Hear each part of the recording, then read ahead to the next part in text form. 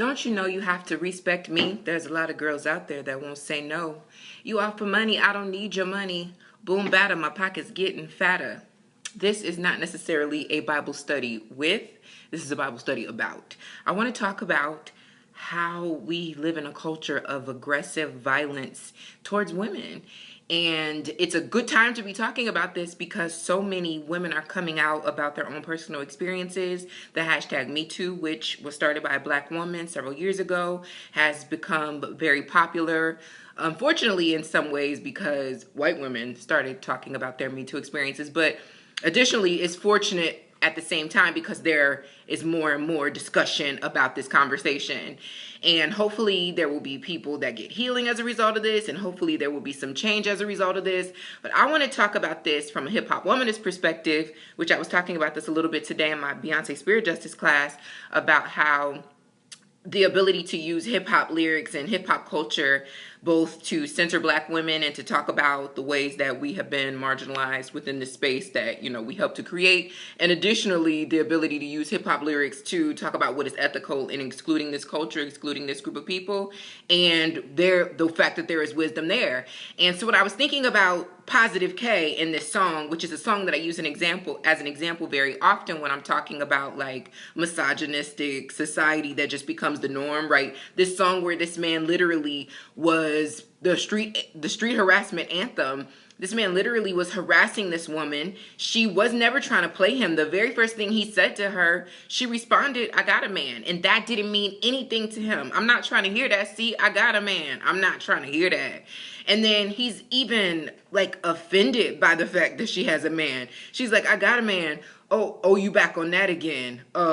Like, how long you had that problem?" Seriously, Positive K? So for me, I remember being all of maybe 5 or 6 the first time I heard this song. And as a really young girl, I can remember thinking, this is problematic. I may not have been thinking that, exactly, the word problematic. But I definitely remember being like, she is not really trying to give you no hassle, sir. Like, she's not interested, just move on.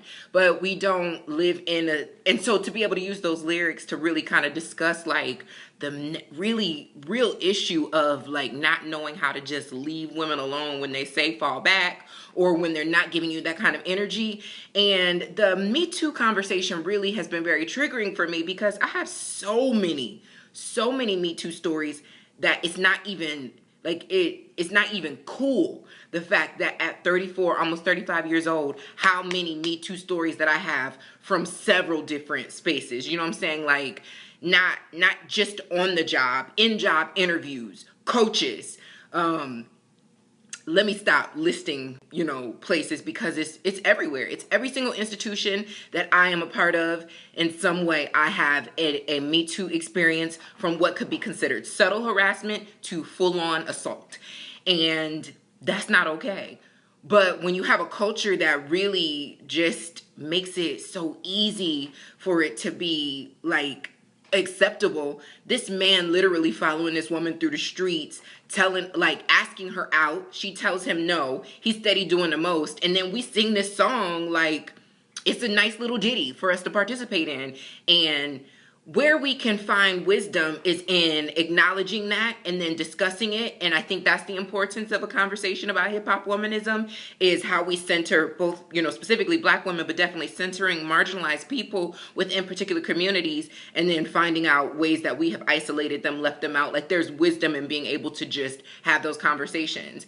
And this has been really, particularly today, the Russel Simmons conversation.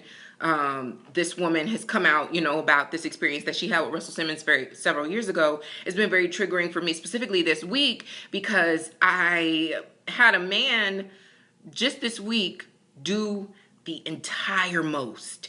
When I say the entire most, I mean the entire most with me, to the point that I had to wake up at like 1 o'clock in the morning and go check my windows and my doors, because not that this man even knows where I live, but that's how freaked out he made me, like how creepy he was being. And when I think about, and this is an older man, like when I think about like being in this kind of society where men don't just know how to just chill, right? Like the way that this man was behaving, whatever it was that he was trying to get, there's so many different approaches that probably could have got him a little bit further. But like just this really creepy, aggressive nature of like, what you doing? Give me some. Pay attention to me. Pay attention to me. It's like, what are y'all doing? No, baby, that is not how you are respectful to a woman. That's not how you treat a woman. And it's just really triggering for me to hear about someone who, being a lover of hip hop, has been such a major icon in this community. This idea, even for him to separate himself from that experience by saying we have two different recollections of the experience. Nah, nigga, you were so hyper masculine and entitled that you couldn't believe that, like, it wasn't even real for you, that this person didn't want you to be doing the most, like forcing her into a position where she ultimately had to kind of acquiesce. And so, yeah, I'm just thinking about more ways that we have to like hold ourselves accountable, both within and outside of particularly hip hop culture. But just as people, like as human beings, to be able to care about one another and take care of each other. And I didn't mean to say all this because, pre-chebs generally be like 60 seconds. But I don't even know. Where I can end this is by saying, I couldn't even do actual Bible study for this, because when you try to find, I'm basically a rap genius of the Bible. That's the title that I would give myself. And or Cliff Notes for the hood. No. So yeah, when I try to think through my mental mind about scriptures pertaining to respecting women, I can't find any. The only scriptures really pertaining to protecting women always have women attached to something else. So like attached to a husband, or maybe as a parent.